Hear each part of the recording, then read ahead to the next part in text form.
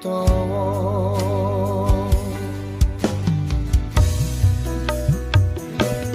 tulung jelasno ning aku sayang apa pengorbananku isih kurang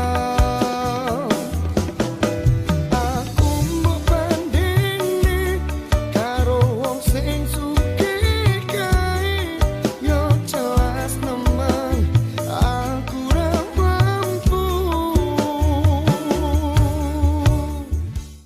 Bismillahirrahmanirrahim. Assalamualaikum warahmatullahi wabarakatuh. Selamat pagi anak-anak hebat. Bagaimana kabar kalian?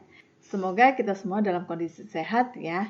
Tentunya kalian tahu bahwa tubuh kita itu terdiri dari berbagai macam sel.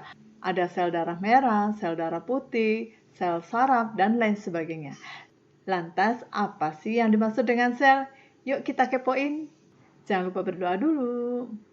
Pada dasarnya, sel adalah unit struktural terkecil dari makhluk hidup yang mampu menjalankan semua fungsi kehidupan. Sehingga ada makhluk hidup yang hanya terdiri dari satu sel. Tentunya kalian masih ingat kan materi di semester 1 tentang Kingdom Monera. Bahwa Kingdom Monera ini hanya terdiri dari satu sel. Mengapa satu sel saja sudah bisa hidup? Karena pada dasarnya sel mampu melakukan regulasi terhadap dirinya sendiri, memproses energi, tumbuh, dan berkembang. Selain itu, sel juga tanggap terhadap lingkungan serta melakukan reproduksi untuk melestarikan jenisnya. Sehingga satu sel saja sudah bisa hidup. Tetapi kalau kita manusia itu terdiri dari jutaan sel. Jadi ada makhluk hidup yang terdiri dari satu sel atau disebut uniseluler dan ada makhluk hidup yang terdiri dari banyak sel atau disebut multiseluler. Berdasarkan membran inti sel, sel itu dibedakan menjadi dua, yaitu sel prokariotik dan yang kedua adalah sel eukariotik.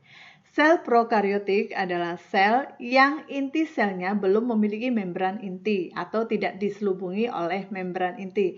Biasanya sel ini dimiliki oleh Kingdom Monera. Masih ingat kan materi semester 1? Yang kedua adalah sel eukariotik.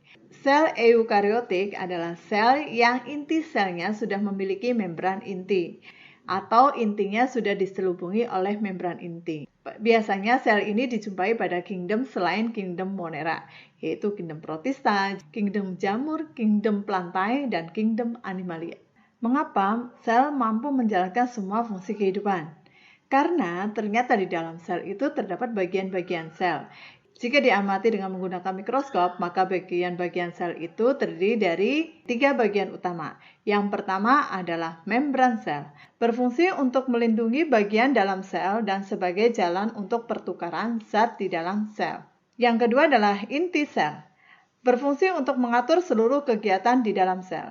Dan yang ketiga adalah sitoplasma. Sitoplasma adalah bagian sel yang berupa cairan yang di dalamnya terdapat beberapa organel sel.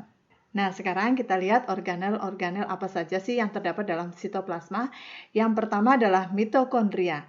Mitokondria adalah organel sel yang berfungsi sebagai penghasil energi. Yang kedua adalah retikulum endoplasma kasar atau disingkat juga dengan RE. Biasanya organel ini berupa membran yang berlipat-lipat yang berfungsi tempat melekatnya ribosom.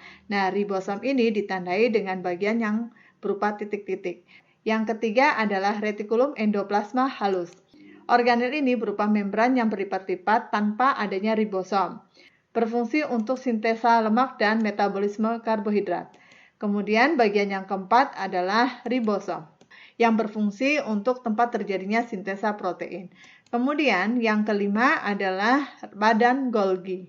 Badan Golgi ini tempat terjadinya ekskresi sel atau tempat transportasi sel. Organel yang keenam adalah lisosom.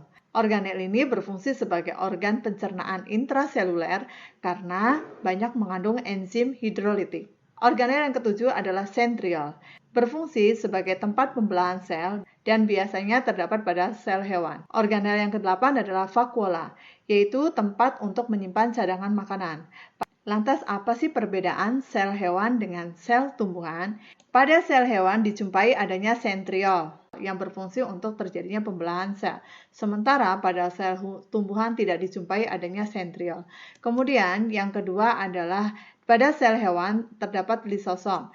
Tadi sudah dijelaskan bahwa lisosom ini adalah organ pencernaan intraseluler di dalam sel. Sementara pada tumbuhan tidak terdapat lisosom karena tumbuhan memperoleh makanan dengan cara melakukan fotosintesis. Perbedaan yang ketiga adalah pada organel vakuola. Pada sel hewan, vakuola jarang dijumpai. Kalaupun ada, biasanya ukurannya lebih kecil bila dibandingkan dengan vakuola tumbuhan yang ukurannya jauh lebih besar. Mengapa demikian? Karena tumbuhan melakukan fotosintesis, sehingga dia membutuhkan tempat ruang yang lebih besar untuk menyimpan cadangan makanan hasil fotosintesis tersebut. Pada sel tumbuhan dijumpai adanya dinding sel yang melapisi bagian membran luar dari sel, sehingga sel tumbuhan itu umumnya kaku atau bentuknya tetap. Sementara pada sel hewan tidak dijumpai adanya dinding sel, sehingga sel hewan mempunyai bentuk yang tidak tetap. Dan perbedaan yang terakhir adalah pada organel plastida, yaitu tempat terjadinya fotosintesis, karena di dalam plastida ini mengandung kloroplast yang berisi klorofil, yaitu untuk terjadinya fotosintesis. Sementara pada sel hewan tidak dijumpai adanya plastida, karena hewan tidak melakukan fotosintesis. Bagaimana? Mudah dipahami bukan? Demikian pembelajaran kali ini, sampai jumpa lagi pada video pembelajaran.